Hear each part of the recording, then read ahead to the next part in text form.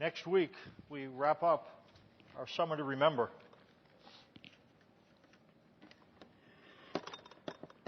We're going to talk about, in September, strength for the storms of life.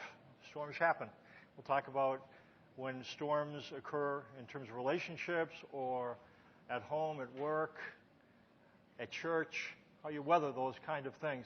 Initially, we had thought that we were going to do, because we're doing a Summer to Remember, having the children up on Sunday mornings during the summer, and we were going to stop it, but we're going to continue it. I feel like for a number of different reasons, it's really fun for all of us to be able to see the kids, and we have a great time talking to them about things. Also, in terms of parents, I think it's good for you to be able to hear what your kids are hearing. So then, in that sense, you can go and talk about it at home because you will have heard the same thing. So we'll continue to do the children's messages as part of our services. Talking this morning, in terms of our Summer to Remember, come to the Golden Rule. There are 3 rules of human conduct, and every rational human being who thinks about how to orient their life functions according to one of these 3 codes. The first one is the iron rule. The iron rule might be put this way: forget about them. What do you want? And what the iron rule dismisses, thinking about others. It's about forgetting about others, not really thinking about what they wouldn't want or what they would want, which comes into play when we move from the iron rule to the silver rule. Then we start to think about people, think about what they wouldn't want. And then we go a step further. In the golden rule, not only do we think about a person what they wouldn't want, we think about what they would want. That's why it's a higher rule. It shows more love. The iron rule, though, is forgetting about other people, doing what you can do, doing what you're able to do. The first one to maybe operate by this rule in the Bible was Cain, who found that he was disappointed in the fact that his offering wasn't accepted, and he killed his brother. Wasn't thinking about how his brother would benefit or not. He was just thinking about himself. When we think about individuals, conquerors who lived by the iron rule, Alexander the Great was one of several. He conquered the then-known world in 12 years, very quickly. Julius Caesar, another conqueror who lived by the golden rule, when he defeated, I believe it was the Egyptians, said, Veni, Vidi, Vici. I came, I saw, I conquered. The motto of one who lives by the iron rule. Darwin contributed to the iron rule in that he gave it a scientific basis. And in his book, The Descent of Man, this is what he wrote. With savages, the weak in body or mind are soon eliminated. And those who survive commonly exhibit a vigorous state of health. Again, we're all familiar. Darwin is the one who formed the theory, the book, The Evolution of Species, felt like everything evolves. And this had impact on the way he viewed how people should interact with one another. Let me continue. We civilized men, on the other hand, in contrast to savages we civilized men, on the other hand, do our utmost to check the process of elimination. We build asylums for the imbecile, the maimed, and the sick. We institute poor laws, and our medical men exert their utmost skill to save the life of everyone to the last moment. There is reason to believe that vaccination has preserved thousands who, from a weak constitution, would formerly have succumbed to smallpox. Thus, the weak members of civilized societies propagate their kind. No one who has attended to the breeding of domestic animals will doubt that this must be highly injurious to the race of man. We're basically indicating then we would do better if we functioned as beasts do. Allow for the elimination. Don't build asylums. Don't build hospitals, etc., etc., etc. Adolf Hitler applied this theory practically and sought to create a master race that removed the inferior genes. Those who, on a different level perhaps, abuse their mates and their families live by the rule in doing so. Nobody who abuses a husband or a wife or children is thinking about what the child would want. They live by the iron rule. The silver rule. Think about them. What wouldn't you want? We'll find that it's the golden rule in a negative form. Eliminates doing something wrong to another. So now you're starting to think about and empathize with the other person. And you're thinking about what you wouldn't want to be done to you. And so because you wouldn't want a thing being done to you, you don't do it to them. And again, that's why it's the negative of the golden rule. It involves empathy. And what it demands is justice, but not generosity. It demands justice. You don't do anything unjust to a person, but it just stops there. And it doesn't influence or push somebody not only to do those things, not to do those things which are unjust, but to do things which are generous and loving. It doesn't go as far as to say, do something right for another person. The golden rule. Think about them. What would you want? This has the empathy of the silver rule. You're thinking about the other person, but you go a step further. Not only what wouldn't I want, and I'm not going to do that to them, but what would I want, and I'm going to do it to them. It's a higher standard in that sense. When Jesus talked about what rule he would have people live by, clearly, he talked about the golden rule. That was his benchmark in terms of how we're to love one another. And when Jesus talks about love, he's not specifically talking about emotions. When he talks about loving one another, he's talking about doing for other people what we would want to be done for us. Very often in terms of practical things. If they have needs, coming to their aid. He doesn't tell us to feel something for someone. He tells us to do something which will benefit the person. And he would have us love them even when them are enemies. That's what we come to when we talk about the golden rule of love. Look what it says in the worship folder. Sheet from Luke chapter 6, a verse from Luke chapter 6. Here's what it says.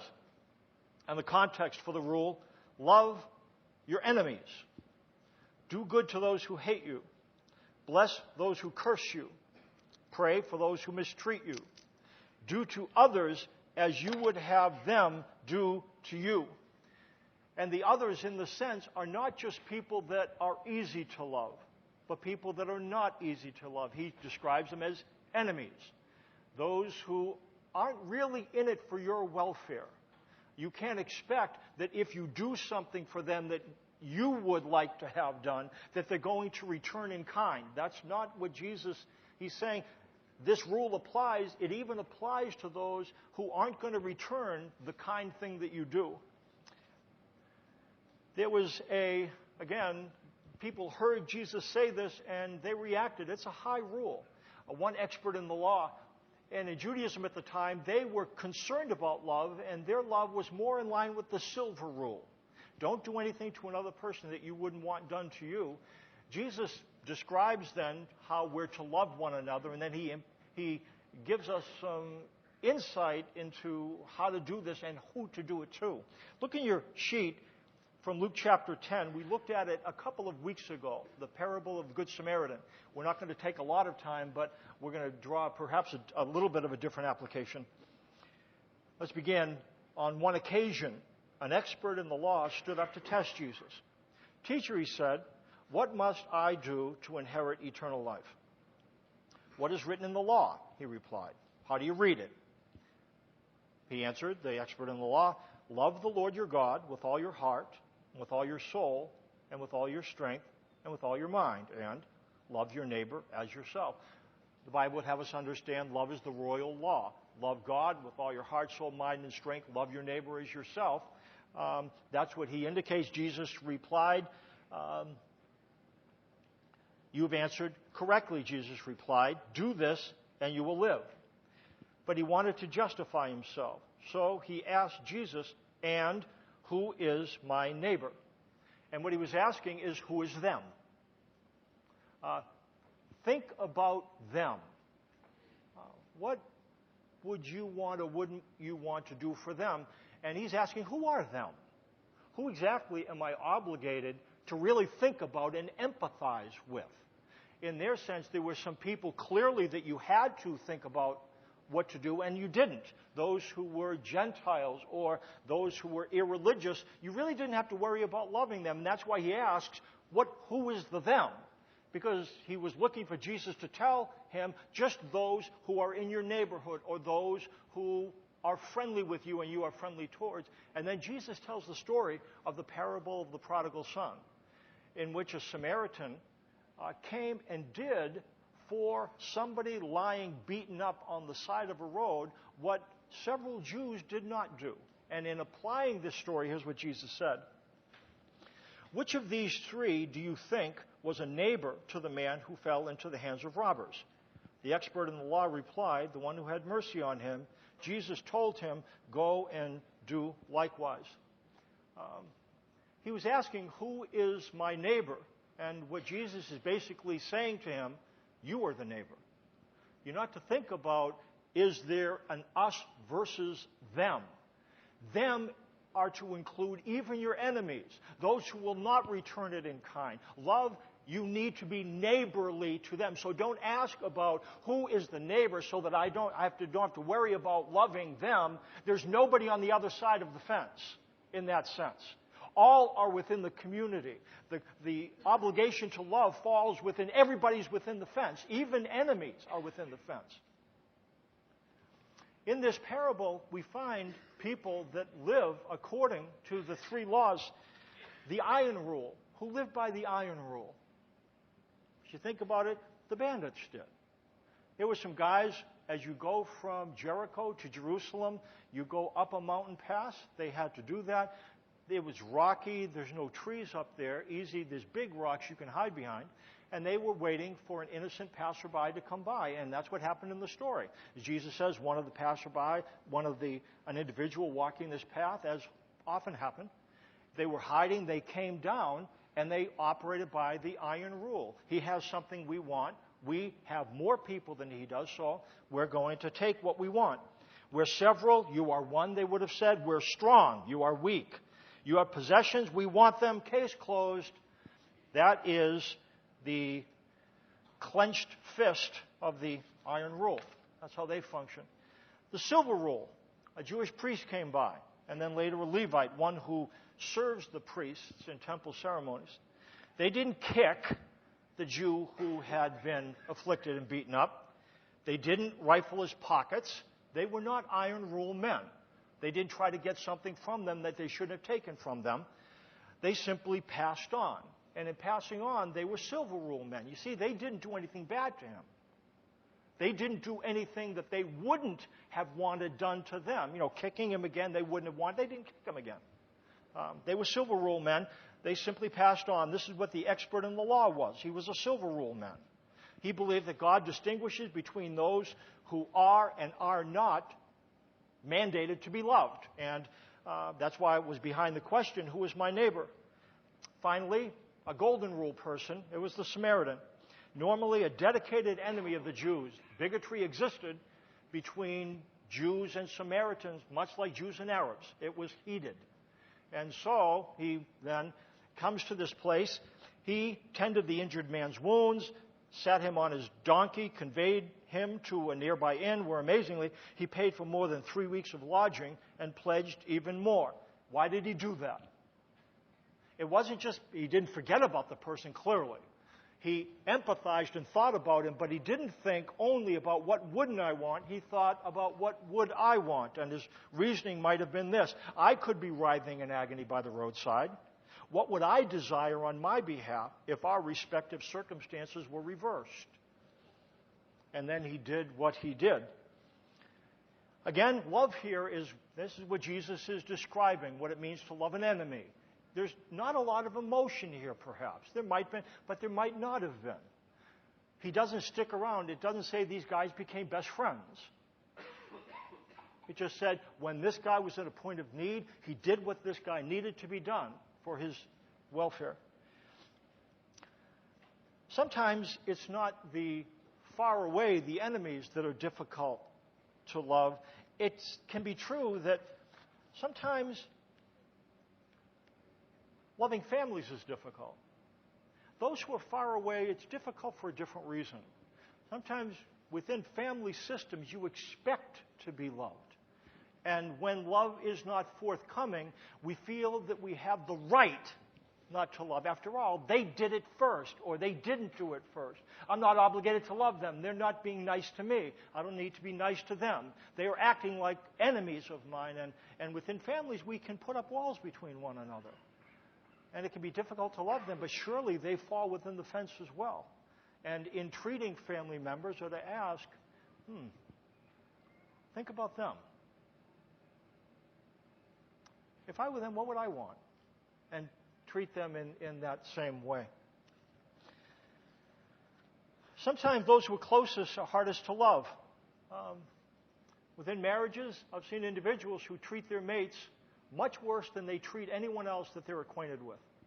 There's a level of sarcasm, a level of anger, a level of disrespect that would never exist outside of that relationship. Sometimes mates can be horrible to one another and really not see, because we fall into a pattern of thinking, well, you deserve it because you didn't do it. And two people living by silver rule, maybe, or iron rule. It can even get that bad, but not golden rule. Resentment gets in the way of love. Some convicting questions. And we're going to talk about, we're talking about the what. And we'll talk about the how. See, when you're dealing with stuff like this, it's not only okay just to clarify what he's asking. Let's be clear about the what. And then we'll get to the how, but the what is convicting. Okay? Some questions. If you were a child, would you like to be treated the way you are treating your child? Again, I'm not guilt, just looking at, if you were your mate, would you like to be treated the way you are treating your mate? If you were them, would you like to be treated the way you treat your mate? Or treated your mate? They deserve it. It all depends what rule you're living by. The iron rule, maybe. The silver rule, maybe. The golden rule, they never deserve it. I think that's what he's saying. Even enemies don't deserve it, much less family.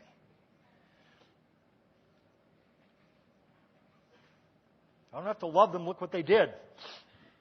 Joseph is an example, and here's where we get some what and some how from him. Look what it says in the story we're well familiar with. When Joseph's brothers saw that their father was dead. Again, you remember the story of Joseph. I'm not going to go into a lot of detail. He had a bunch of dreams in which he was elevated over his brothers, and the brothers didn't really like that. And they found an occasion to get rid of this guy who was Dad's favorite. Dad gave him the multicolored coat and always put him up on a pedestal, and they took him down a notch and threw him in a pit. You know the story. He went to prison. He ended up interpreting a dream, ended up becoming second in charge in Egypt. And then Israel entered into a horrible famine. The brothers were dispatched to go to Egypt. They find the person they need to talk to in order to beg for aid. They don't know that it's Joseph. And Joseph has them go back and keeps the brother and puts silver in the thing. And he kind of messes with their heads. But then it comes to a place where the father dies, and now the brothers understand, holy smokes, now we're going to have to face him, and Dad's not going to stand between us. And here's where we pick up the narrative. When Joseph's brothers saw that their father was dead, they said, what if Joseph holds a grudge against us and pays us back for all the wrongs we did to him? So they sent word to Joseph saying, your father left these instructions before he died. This is what you are to say to Joseph. I ask you to forgive your brothers the sins and the wrongs they committed in treating you so badly. Now, please forgive the sins of the servants of the God of your father. When the message came to him, Joseph must have, it says he wept, but maybe before he wept, I'm not sure if Dad said this or not. That's irrelevant, so I'm not adding to the Word of God here, so you don't need to write don't write that in. Anyways, what ended up happening, Joseph wept, and it goes on, his brothers then came and threw themselves down before him. We are your slaves, they said. But Joseph said to them, don't be afraid. Am I in the place of God? You intended to harm me, but God intended it for good, to accomplish what is now being done, the saving of many lives. When Joseph dealt with his brothers, again, he didn't say, oh, forget about me. What do they want? Sometimes we do that and think that that's love. Oh, my needs don't matter. Forget about me. I'm just a mat to be walked on. And Joseph didn't do that. He didn't extend to his brothers, oh, forget about it. It was nothing. He had some consequences for them. However, he did think about them and what they needed. He did not forget about himself. He believed that God was watching over him for good. This gets to how. Now we start to turn the corner. How does a guy like this forgive somebody from the heart when they threw him in a pit and left him for dead? That's a great question. He experienced a lot of nasty stuff. And here he is. They come to him, and it's like he's not pretending here. It's not like he is not a person who stands up for himself and he goes, oh, forget about me. Sometimes when you're abused, you get to a place where you can't even stand up for yourself. And people on the outside have to say, have you seen what's happening to you? It's not okay to become just a doormat and a wallflower. But that's not what we find about Joseph. It's not that he's, oh, I deserve. No. But he comes to a place where he can somehow experience some kind of freedom to really forgive and love them. And in dealing with them, I really think that it's not about, I'm going to make you pay. I think it's about, you guys really need a lesson. And this isn't about, I'm going to give you a lesson, this hurts me more than it hurts you. No. I really think he cares for them. And he knows that they need to learn something. How does he pull that off? Or, how do you love difficult people? Difficult people. They might be enemies. Or they might be the people not farthest away, but closest, people in the family, for whom resentment wells up so fast. How do you love difficult people? See a couple things as we try to learn from Joseph. Joseph grew to believe that God's good intentions trumped his brother's bad intentions. He grew to believe this. Now, did he believe it when he was in the pit? I don't think so. I don't think so.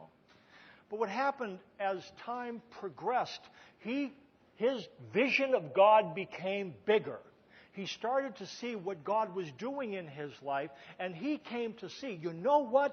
They threw me in that pit, and they were wanting bad, bad, bad. But then he came to see, but over them was a God that was saying, good, good, good. And God's good out-trumped their bad.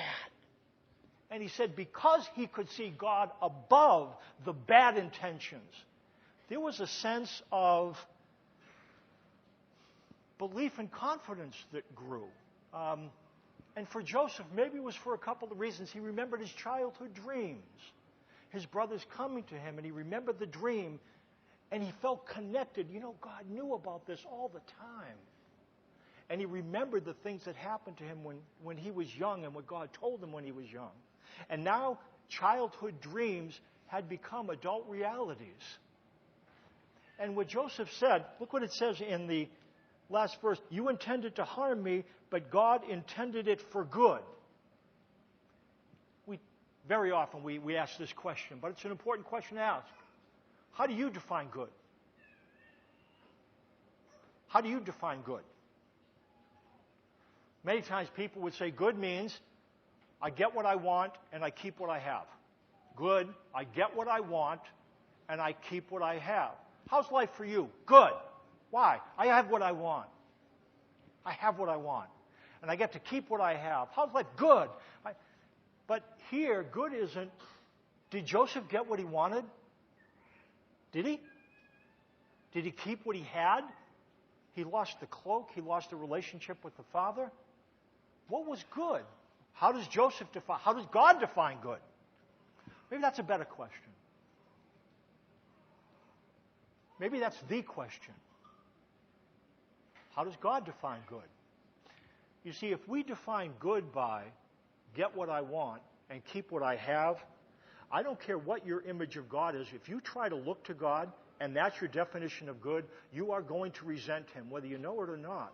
God will not always allow you to get what you want and keep what you have. So if this is your definition of good, you can never serve a God who is good. You can't, because He won't do that. But how did Joseph come to interpret good?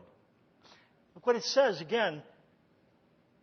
God intended it for good to accomplish what is now being done. I get what I want and I keep what I have. You look and read it. What does it say? You look. To accomplish what is now being done, the saving of many lives. Here's what Joseph does. He sees the things that happen to him, but he doesn't focus on that. He's in a place where he starts to look around himself. And you know what he sees? This person, all these people are living because of God's good intention. Had not that thing happened, there wouldn't be an entire nation of people around him who were eating. He looks and he sees, look at all these lives that were saved. Look at them. I went through difficult things. And the people who did those things to me were going, bad, bad. But God was saying, good. And God's good was way bigger. How do you know? Look at all these people that are eating. He said, God's good trumped your bad. And that's why I'm able to forgive you, because your bad was not able to trump God's good. You say, what use is that? Some of you have been through difficult things. And you say, how can you call that good?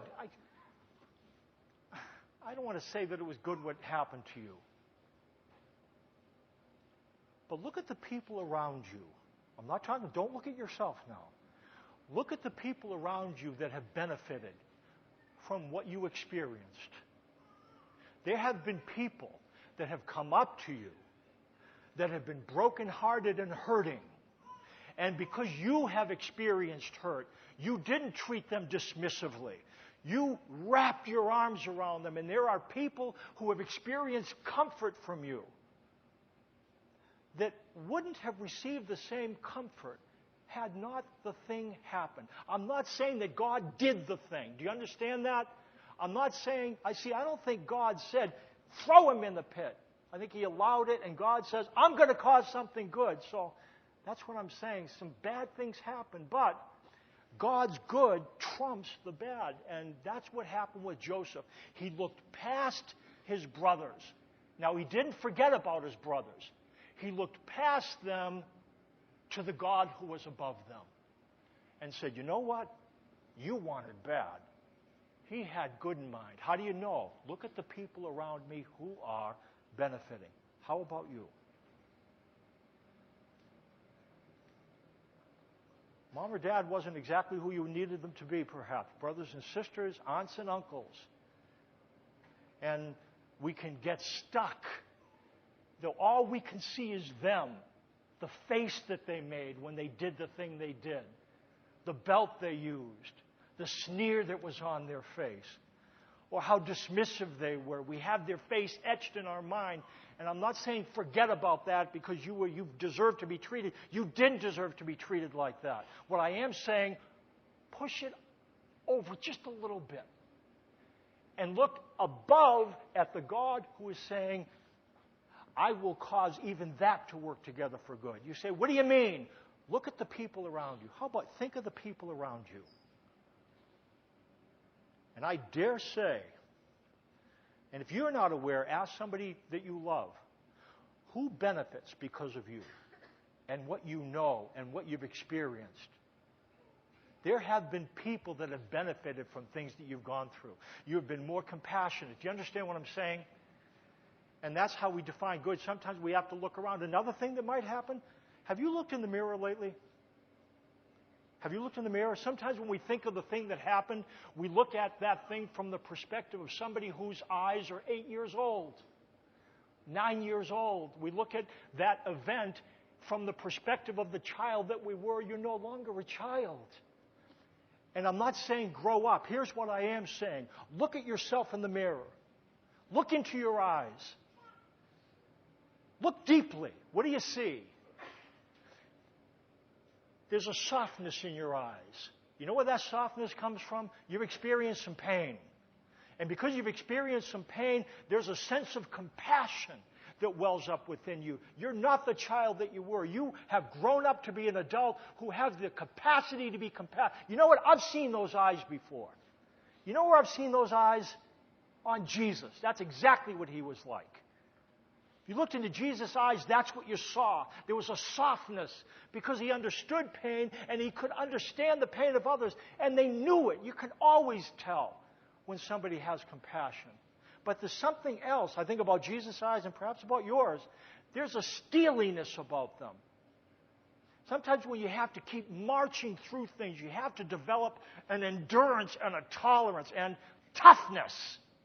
And some of you are tough. You can walk through things. There's a sense of resolve. There's a glint of steel in your eyes. You know where I've seen that look before? You know where I've seen that? I haven't seen it. I'll see it someday. Jesus. He set his face as flint. He was tough as nails. He knew what he was going to walk into, and that's sometimes the thing that happens as a result of things that are unfortunate, but we get so caught up in this. And if you're focusing on, it's your fault that my life is terrible and I'm never going to experience good, you're never going to be able to forgive that person because their bad intentions won the day. Won the day. So they did it. They successfully caused you to live a bad life. What God says, no, I am above and over them. My good trumps their bad. You say, so what? He says, I want you to believe it, because to the degree that you believe it, that becomes the how. I think that's what we find with Joseph.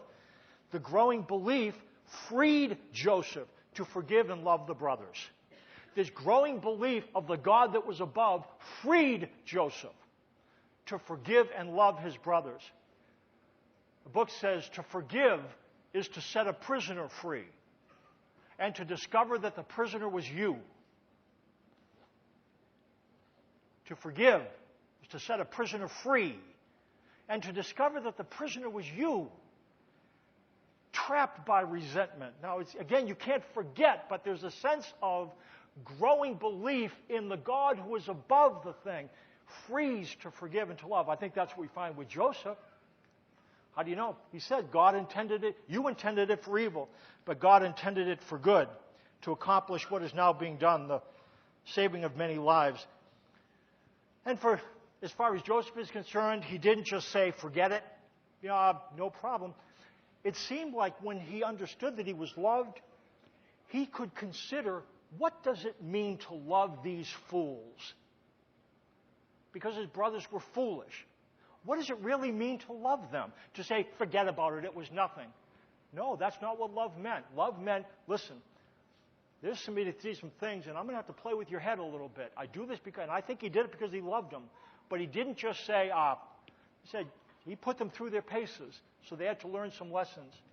Only those who understand they're loved can think clearly enough to think about, what does this person really need?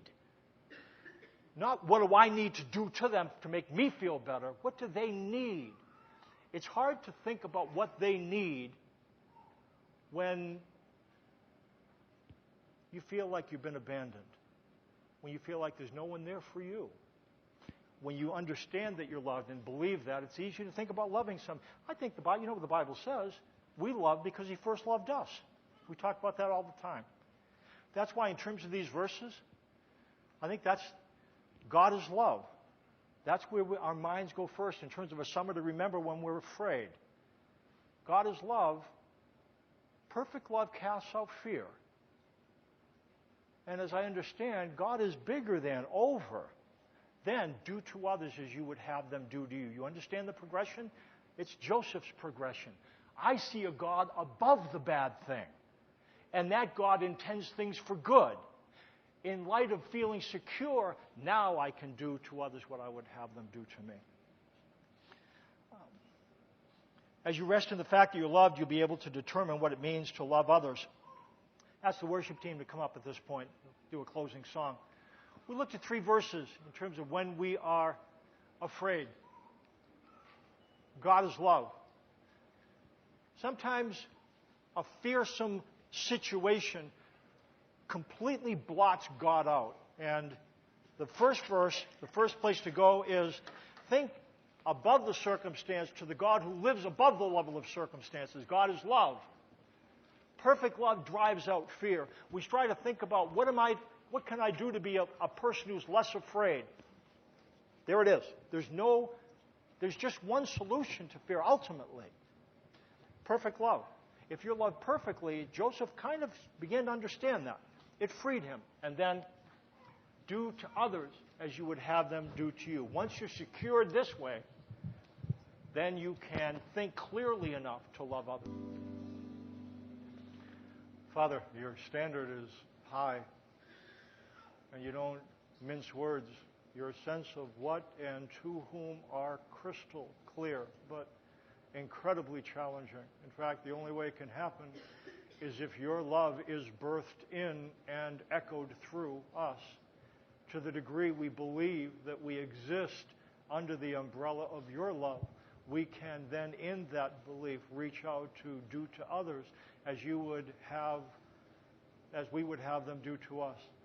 Would you continue to enable us to believe in and live in the light of your love and regard, so that it might birth within us a growing capacity not to forget about ourselves, but to think about them, and to think about what they wouldn't want, what we wouldn't, and what we would want done, and to treat them in that manner.